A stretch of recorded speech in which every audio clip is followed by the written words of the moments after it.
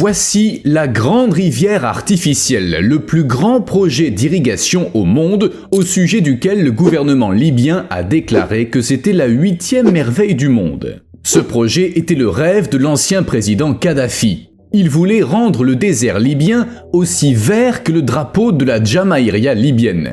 C'est ainsi que s'appelait la Libye sous son règne. Mais a-t-on réussi à reverdir le désert ? Comment s'est déroulée la construction et quel a été le résultat? Je me sers un café et je vous dis tout.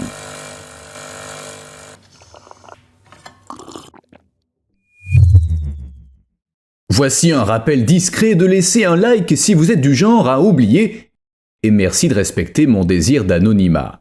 Commençons par examiner les données. La Libye est un pays côtier dont la frontière nord est la mer Méditerranée. Un problème saute aux yeux quand on regarde la situation géographique du pays. Le Sahara couvre 90% du territoire. La moitié du pays est désertique, un véritable océan de sable. Un autre problème lié au premier est l'absence de rivières pérennes en Libye. Il y a de nombreux oued, des lits de rivières asséchés, qui se remplissent d'eau lors des pluies torrentielles, mais ils s'assèchent ensuite partiellement, voire complètement. Dans ces conditions, pas étonnant que la Libye soit l'un des pays les plus secs du monde, et seule une étroite région côtière, qui représente moins de 5% de la superficie du pays, reçoit plus de 100 mm de pluie par an. Dans le reste du pays, la pluie est quasiment inexistante. Elle ne tombe qu'à la fin de l'hiver et au début du printemps sous forme d'averses brèves et abondantes. Quelques minutes de pluie et c'est terminé. Bien sûr, la majorité de la population vit dans les villes côtières où il pleut au moins un peu. Selon des données de 2020, 78,2% des Libyens vivaient dans des zones urbaines, soit 5,38 millions sur une population totale de 6,8 millions. Cela dit, il reste des gens qui vivent dans les zones rurales. La plupart d'entre eux habitent des oasis situées le long de la côte et pratiquent l'agriculture. Leurs parcelles sont généralement petites et individuelles. Et bien sûr, il n'est pas toujours facile de les irriguer correctement. Le Moyen-Orient et l'Afrique du Nord sont connus pour souffrir de graves pénuries. Le manque d'eau dans la région est dû à de nombreux facteurs, dont le climat, la chaleur extrême, le taux d'évaporation élevé et la forte croissance de la population. La Libye ne fait pas exception. Selon l'Institut des ressources mondiales, elle se classe au 6e rang des pays confrontés à un stress hydrique extrêmement élevé. Dans les années 1960, le pays a étudié le dessalement, qui consiste à extraire le sel de l'eau de mer pour la rendre potable, mais ça n'a pas duré. En 1969, le régime de Kadhafi est arrivé au pouvoir et l'attention s'est portée sur le projet de grande rivière artificielle. Il était censé résoudre tous les problèmes d'eau du pays. Les pénuries en Libye ont commencé dans les années 1930 lorsque le pays était sous occupation italienne, car en plus du manque d'eau, il n'y avait ni argent ni ressources pour y remédier. Puis tout a changé du jour au lendemain lorsque les compagnies pétrolières ont commencé à forer des puits.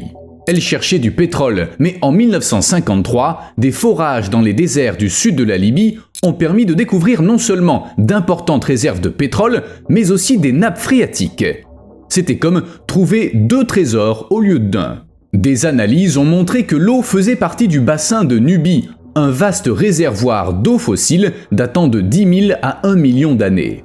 L'eau s'est infiltrée dans le grès avant la fin de la dernière période glaciaire, lorsque le climat de la région du Sahara était doux et elle est restée piégée sous terre. Ensuite, la surface s'est asséchée et tout a été enseveli sous le sable. On sait aujourd'hui que le bassin de Nubie, situé sous la partie orientale du Sahara, chevauche les frontières de la Libye, du Tchad, du Soudan et de l'Égypte.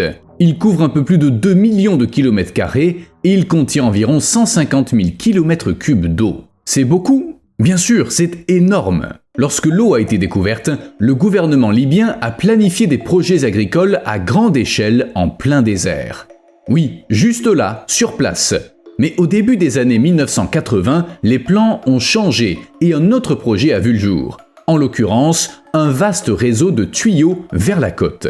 Ce système était censé être préférable au dessalement qui coûtait très cher, notamment à cause des dépenses d'entretien. Le pays ne disposait ni de la technologie ni des infrastructures nécessaires. La majeure partie de l'eau de la Libye provenait d'usines de dessalement coûteuses situées sur la côte et il n'y avait pas beaucoup d'eau disponible pour l'irrigation. De plus, la nappe phréatique côtière utilisée pour approvisionner Tripoli, la capitale, était polluée et sa salinité augmentée. Quand soudain, surprise, on a trouvé des volumes d'eau considérables. Le hic, c'est que personne ne vivait là et il fallait donc rediriger l'eau vers les régions habitées. C'est ainsi qu'est née l'idée de grandes rivières artificielles. En fait, il ne s'agit pas vraiment d'une rivière, mais d'un réseau de canalisation et d'aqueducs souterrains via lesquels l'eau douce d'anciennes nappes phréatiques situées dans les profondeurs du Sahara parvient à la côte libyenne. Ça paraît simple, mais en réalité, la création de la rivière a nécessité un travail considérable. Tout d'abord, il faut savoir que la construction a comporté plusieurs phases, car il ne fallait pas un seul canal, mais plusieurs, pour alimenter différentes parties du pays. Le plan consistait à forer des puits profonds de plusieurs centaines de mètres pour atteindre l'eau. Ensuite, ces puits devaient être reliés au littoral par un réseau de canalisation long de 4000 km. Ces canalisations devaient fournir plus de 6 millions de mètres cubes d'eau par jour. Ainsi, au milieu des années 1980, Kadhafi a annoncé le lancement de la première phase et posé la première pierre du projet à Sarir, dans l'est de la Libye. Aujourd'hui, il existe 13 000 puits de 500 mètres de profondeur, forés dans le désert, espacés de plusieurs kilomètres. Des tuyaux de 4 mètres de large en béton armé s'étendent sur plus de 2800 km. Ensuite, l'eau est collectée dans 10 réservoirs avant d'être pompée dans les réseaux locaux des villes et des villages et jusqu'aux terres agricoles avoisinantes. Omar Mukhtar et Al-Gardabia sont les deux principaux réservoirs et, comme souvent, ils sont devenus des attractions touristiques.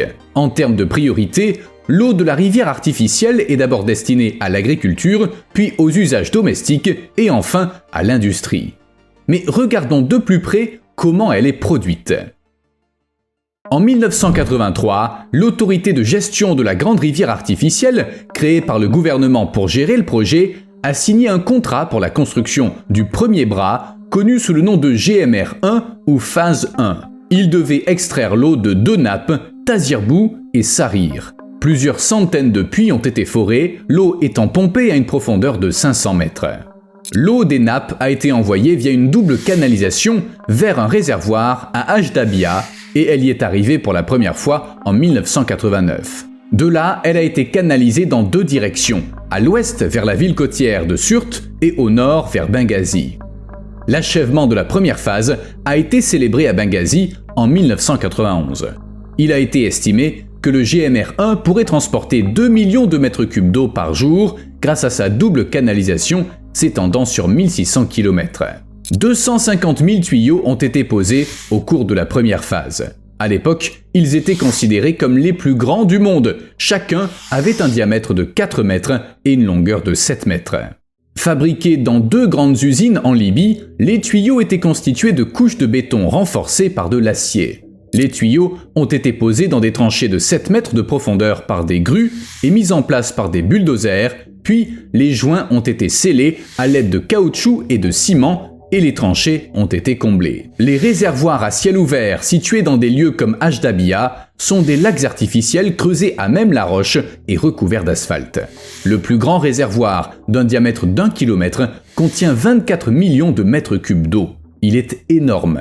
Selon les estimations de l'autorité de gestion de la grande rivière artificielle, il a fallu 5 millions de tonnes de ciment pour fabriquer les tuyaux, de quoi construire 20 grandes pyramides de Gizeh. L'autorité indique également que les fils d'acier utilisés permettraient de faire 280 fois le tour de la Terre. Pour se rendre compte de l'ampleur du projet, il suffit de regarder ce monument réalisé à partir d'un tuyau provenant de la grande rivière artificielle. Oui, c'est un simple tuyau, identique à ceux qui constituent la rivière. Mais revenons à la mise en œuvre du projet. Le deuxième bras, appelé GMR2 ou phase 2, situé à l'ouest de la Libye, a commencé à fournir de l'eau potable à la capitale Tripoli en 1996. Le GMR2 puise l'eau à partir de 3 sources dans le Djabal al-Assawina. De Kasser al-Chouarif, une canalisation pompe l'eau jusqu'à Tarhouna, dans la région du plateau de Nafoussa, d'où elle s'écoule vers la plaine d'Al-Jifara. Une autre canalisation va vers le nord et l'est jusqu'à la côte, où elle tourne vers l'ouest, approvisionnant les villes de Misurata et Al-Homs pour aboutir à Tripoli. La capacité du système est de 2,5 millions de mètres cubes d'eau par jour, bien que seule une petite partie de cette eau soit utilisée pour la consommation. Enfin, le troisième bras, achevé en 2009, est appelé phase 3. Il est divisé en 2 tronçons et comprend un total de 1200 km de canalisation. Le premier tronçon sert d'extension au GMR1 et comprend 700 km de canalisation et stations de pompage afin de porter la capacité totale à 3,68 millions de mètres cubes par jour. Le deuxième tronçon fournit 138 000 mètres cubes supplémentaires par jour à Tobruk, une ville située dans le nord-est du pays. L'eau provient de puits situés dans l'oasis d'Al-Jakboub et a nécessité la construction d'un réservoir au sud de la ville ainsi que de 500 km de canalisation. Le budget du projet, a priori, se situerait entre 19 et 24 milliards d'euros, mais le coût exact n'est pas clair. À un moment donné, l'autorité a déclaré que les dépenses totales avaient été exagérées, mais ça n'a pas été confirmé. On connaît du moins les montants approximatifs qui se présentent comme suit. La phase 1 a coûté 5,27 milliards d'euros, la phase 2, 7,67 milliards, la phase 3, 5,72 milliards. Le coût est certes élevé, mais si on le compare à celui du dessalement, il est ridicule. Le prix de cette eau est d'environ 1/10 de celui de l'eau dessalée. Même si le coût total du projet s'élevait à 28,6 milliards d'euros, comme l'affirment certains, il resterait inférieur à ce que coûterait le dessalement. De plus, la Libye a réussi à éviter les emprunts internationaux, qui n'auraient été possibles qu'à des taux très élevés. Cependant, le processus ne s'est pas arrêté à la troisième phase. Le projet comprend 2 phases supplémentaires, la 4e et la 5e, qui impliquent l'extension du système GMR1. En fin de compte, la capacité totale de la grande rivière artificielle, une fois toutes les étapes achevées, devrait être de 6,5 millions de mètres cubes d'eau par jour. Comme je l'ai dit, le réseau comprendra 4000 km de canalisation. Cependant, les 3e et 4e phases sont encore inachevées. La construction a été retardée en raison de l'activité militaire. Les entreprises étrangères ne peuvent pas reprendre le travail en raison de problèmes de sécurité persistants. La plupart des travaux restants concernent les raccordements qui permettront d'acheminer l'eau vers les régions de l'intérieur du pays. Aucun nouveau puits n'est prévu et il n'y aura pas d'autres grandes canalisations. Le canal principal est déjà terminé, bien que la construction ait été loin d'être facile. Lorsque Mouammar Kadhafi a décidé de lancer le projet en 1983, le moment n'était pas vraiment propice. Les relations internationales de la Libye étaient mauvaises. La Libye était soumise à des sanctions américaines, notamment l'interdiction d'exporter certaines technologies et surtout du pétrole, principale source de revenus du pays. La Libye ne pouvait même pas obtenir l'aide d'entrepreneurs privés américains. Bien que le projet ait été destiné à prévenir les pénuries d'eau, le développement de la grande rivière artificielle a été éclipsé par les décisions politiques du président. La grande rivière était un projet central sous Kadhafi, mais tout a changé après la chute du régime en 2011. Puis vint la guerre civile. La grande rivière a survécu au bouleversement politique du pays grâce à son utilité publique, mais ça n'a pas sauvé le projet des attaques et du vandalisme. L'instabilité politique en Libye depuis 2011 a affecté tous les secteurs et aspects de la société. La situation économique instable a eu des répercussions sur de nombreuses institutions gouvernementales, dont la grande rivière artificielle. Réseau électrique instable, violation constante de la sécurité de l'infrastructure du fleuve et attaques contre le personnel n'ont fait qu'aggraver les choses. L'usine qui fabriquait les tuyaux de la grande rivière a été détruite par une frappe aérienne. De nombreux tronçons sont devenus inutilisables et en 2019, 101 puits sur 479 avaient été démantelés. Tous faisaient partie du réseau de canalisation de l'Ouest. Pire encore, la grande rivière a parfois été utilisée comme arme contre certaines régions. Un camp bloquait l'approvisionnement en eau des zones tenues par l'autre camp. Bon, et quelle est la situation de la grande rivière aujourd'hui ? En 2017, le projet fournissait 2,5 millions de mètres cubes d'eau par jour, bien que la quantité totale varie en fonction de ce qui se passe dans le pays. Dans la période post-Kadhafi, la grande rivière fonctionnait avec 2 des 4 systèmes prévus à l'origine, soulignant son objectif de fournir de l'eau quelle que soit la situation politique et économique. Mais ce qui s'est passé était prévisible. Selon l'Atlantic Council, un groupe de réflexion américain, l'absence de politique ou de plan global en matière d'eau a conduit la Libye à être confrontée à une grave pénurie. Ça a compromis la capacité de la rivière à fournir de l'eau à la population. En fin de compte, le méga-projet n'a pas suffi à sauver les Libyens de la pénurie, malgré la présence d'une grande quantité d'eau dans le pays. D'ailleurs, de quelle quantité on parle ? Eh bien, certains responsables libyens, se référant à la taille des réservoirs souterrains, affirment qu'il y aurait de quoi fournir de l'eau à la population pendant des milliers d'années. Toutefois, les critiques affirment que ces déclarations sont très exagérées. Certains sont même convaincus que la Grande Rivière ne verra pas la fin du XXIe siècle. C'est simple, la nappe phréatique est très ancienne et elle ne se renouvelle pas, aussi les réserves d'eau finiront par s'épuiser. Quand ça se produira, la région sera confrontée à une grave pénurie, à moins que des structures de dessalement ne soient mises en place. Mais bien que cette source d'eau soit non renouvelable, limitée, le pays continue à s'appuyer sur la Grande Rivière, alors que l'instabilité politique et économique de la Libye a déjà mis en évidence la vulnérabilité du projet. La rivière étant constamment menacée, les experts s'accordent à dire que la Libye doit développer d'autres moyens de gérer les ressources en eau souterraine et explorer d'autres façons d'utiliser ces ressources. Oui, ils pensent au dessalement. Cependant, les recherches montrent que le dessalement n'est pas une option rentable compte tenu des sommes déjà dépensées pour la construction de la rivière. Ça ne serait rentable que dans le cadre des scénarios les plus optimistes et même alors, seulement pour une gamme limitée de besoins en eau. Alors, il faudrait d'abord pouvoir construire des usines abordables et utiliser l'eau produite, par exemple, uniquement pour l'alimentation ou pour l'agriculture. Le problème des usines de dessalement est qu'elles consomment beaucoup d'électricité. Enfin, c'est pas un problème en Libye. Le pays est riche en énergie solaire inépuisable grâce au Sahara. Scientifiques et experts gouvernementaux affirment que couvrir 1% des déserts de la planète de panneaux solaires permettrait de produire de quoi assurer 100% des besoins mondiaux. Ainsi, en théorie, il serait possible d'installer des panneaux solaires et d'en tirer assez d'énergie pour le dessalement. Mais, comme d'habitude, c'est plus facile à dire qu'à faire, car ça nécessiterait un financement. Et bien sûr, des garanties de sécurité. La nouvelle du jour est que j'ai changé mes draps. Je veux dire, j'en ai acheté de nouveaux. Phase finale. On a beaucoup parlé aujourd'hui du projet d'adduction d'eau en Libye, mais je me posais une question. Quand sera-t-il enfin terminé ? La réponse vient de tomber. En décembre 2024, il a été annoncé qu'après 10 mois d'études techniques, la mise en œuvre de la 5e et dernière phase du projet avait été approuvée, son objectif étant de relier l'ensemble du pays par une méga canalisation. À l'heure actuelle, elle mesure 4000 km et l'eau provenant des conduites souterraines alimente 70% des villes libyennes. Mais les tuyaux n'atteignent pas tous les recoins. Certaines régions du nord-est ont été exclues de ce plan à grande échelle. La dernière phase de construction contribuera à améliorer la situation dans ces régions.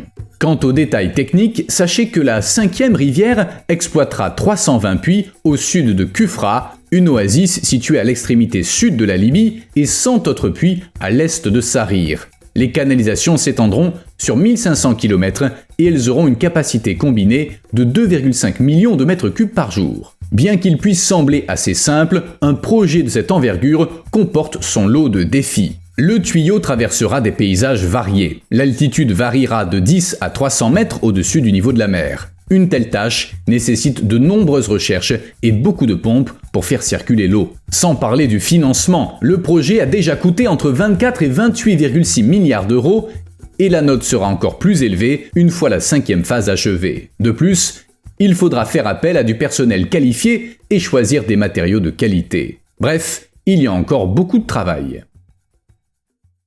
Manque d'eau. La Libye est un pays très sec. En 2023, elle figurait parmi les pays du Moyen-Orient et d'Afrique du Nord ayant le plus souffert de la sécheresse. Et la situation ne va pas s'améliorer. Dans les années à venir, plus de la moitié de la population sera confrontée à de graves pénuries d'eau. L'Institut des ressources mondiales prévoit que d'ici 2040, la Libye sera confrontée à un grave stress hydrique. Si le pays ne prend pas des mesures urgentes pour résoudre ce problème, la situation pourrait encore empirer. Par exemple, la désertification est une menace majeure, car de plus en plus de terres sont défrichées pour l'expansion des villes. Et malheureusement, rien n'est fait pour arrêter la progression du désert. La situation est aggravée par le fait que le pays reçoit très peu de précipitations. Les pluies surviennent à la fin de l'hiver et au début du printemps sous forme d'averses brèves et abondantes qui ne durent que quelques minutes, et il n'y a pas de rivière pérenne. Si on y ajoute une utilisation irrationnelle de l'eau, des canalisations obsolètes et un manque d'investissement, on obtient un endroit quasiment inhabitable. Mais la Libye tente de corriger le tir, notamment grâce à la rivière artificielle sous le désert, par exemple, dont on a beaucoup parlé et qui est source d'espoir pour la population. 13 000 puits, c'est pas rien, et le système pourrait répondre aux besoins en eau du pays pour les 1000 prochaines années. Bien que le projet de rivière artificielle soit critiqué pour son coût, il semble que la Libye n'ait pas d'autre choix. Bien sûr, il y a le dessalement, mais comme je l'ai déjà dit, l'énorme canalisation coûtera bien moins cher. Le pays ne dispose pas des fonds nécessaires pour développer le dessalement, malgré sa production de pétrole. Le paradoxe libyen. Passons rapidement en revue ce qu'on a appris sur la Libye. D'abord, la majeure partie du pays est désertique. Ensuite, la pluie y est rare. Enfin, le pays est confronté à une pénurie d'eau. Cependant, il y a un endroit qui reçoit plus d'eau que nécessaire. Il s'agit de la ville de Zliten, qui est littéralement inondée. Cette ville côtière est confrontée à une mystérieuse montée des eaux souterraines. Mais c'est pas le genre d'eau à laquelle on pense, de la boue stagnante et collante à inonder les maisons, les rues et les palmeraies autour de Zliten, répandant une odeur désagréable et favorisant la prolifération des moustiques. À la suite de cet incident, de nombreux habitants ont quitté leur maison et ça peut se comprendre, personne ne veut vivre dans un marécage. Bien sûr, certains ont essayé de régler le problème. Par exemple, quelqu'un a loué des camions-citernes pour pomper l'eau stagnante et acheter du sable pour l'épandre sur le terrain marécageux, mais ça n'a pas suffi. Les arbres des vergers, palmiers dattiers et pommiers sont restés inondés. Voici un autre cas d'inondation en Libye. Elle s'est produite en septembre 2023 et elle a été catastrophique. 4000 personnes sont mortes et 10 000 ont été portées disparues. Non, cette fois, c'était pas à cause des eaux souterraines, mais à cause des fortes pluies qui avaient déclenché une tempête nommée Daniel. Outre le nombre considérable de victimes, un quart de la ville portuaire de Derna a été détruit par un puissant flux d'eau et de boue. 2 barrages situés en amont de la ville se sont effondrés sous la pression. En conséquence, 400 bâtiments ont été ensevelis sous une épaisse couche de boue.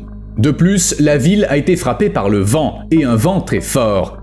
Né des eaux chaudes à 27,5 degrés au large des côtes libyennes, des vents de tempête d'une vitesse de 70 à 80 km/h ont abattu les arbres et les lignes électriques.